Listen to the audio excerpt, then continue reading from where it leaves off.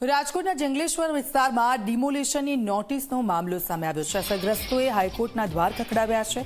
હાઈકોર્ટમાં સરકારી વકીલે હાલમાં કોઈ પગલાં ન ભર્યાની દલીલ છે। 2 ફેબ્રુઆરી સુધી સ્થિતિ યથાવત જાળવી રાખવા હાઈકોર્ટનો આદેશ છે અને 2 ફેબ્રુઆરીએ વધુ સુનાવણી હાથ ધરવામાં આવશે।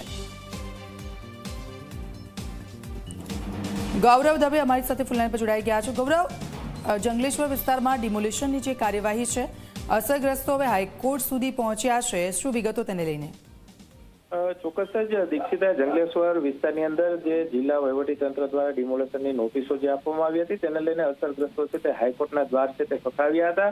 હાઈકોર્ટ દ્વારા સરકારી વકીલને હાલમાં કોઈ અસરગ્રસ્તના સામે પગલાં ન ભરવા હોવાની જે વાત છે તે કરવામાં આવી હતી ને હાઈકોર્ટે 2 ફેબ્રુઆરી સુધી યથાવત સ્થિતિ જાળવી રાખવા માટેનો આદેશ છે તે આપવામાં આવ્યો છે। સુનાવણી 2 ફેબ્રુઆરીના રોજ હાથ છે તે ધરવામાં આવશે અને તેની અંદર નિર્ણય કરવામાં આવશે કે જે ગેરકાયદેસર જે મકાનો આવેલા છે તેમનું ડિમોલેશન કરવું કે નહીં। તે હાઈકોર્ટ જે આદેશ આપે છે તે મુજબ આગળ જિલ્લા વહીવટીતંત્ર છે કે તેમને કામગીરી છે તે કરવાની રહેશે। હાલ જે હાઈકોર્ટ દ્વારા જે નિર્ણય આપવામાં આવ્યો છે તે ડિમોલેશન સ્થગિત કરવા માટે અને કોઈ પણ જાતના પગલાં ન લેવા માટે તેના નિર્ણય છે તે જાહેર કરવામાં આવ્યો છે। 2 તારીખે સુનાવણીની અંદર હાઈકોર્ટ શું નિર્ણય કરે છે તેના પર સૌ કોઈની નજર છે તે રહેલી છે। જી આભાર ગૌરવ, સમગ્ર વિગત બદલ।